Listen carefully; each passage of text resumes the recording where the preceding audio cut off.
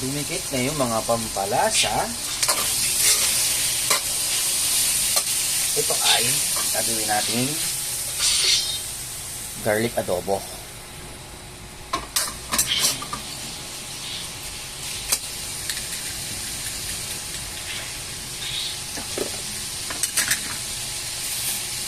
Igisa natin ito dito. Oh, yeah.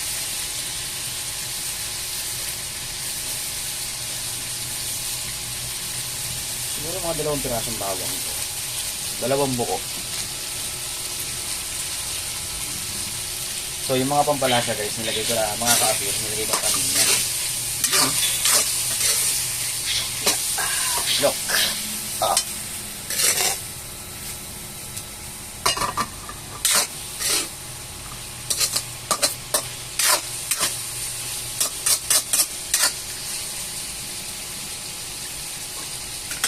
Something.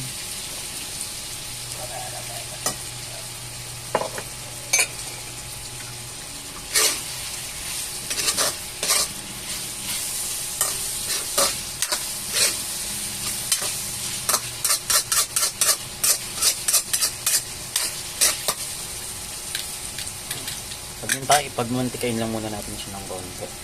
Kamay natin ihahalo yung yung parang pinaka-sauce niya. So, yun muna tayo. Mamaya na tayo makapagkulitan, ha?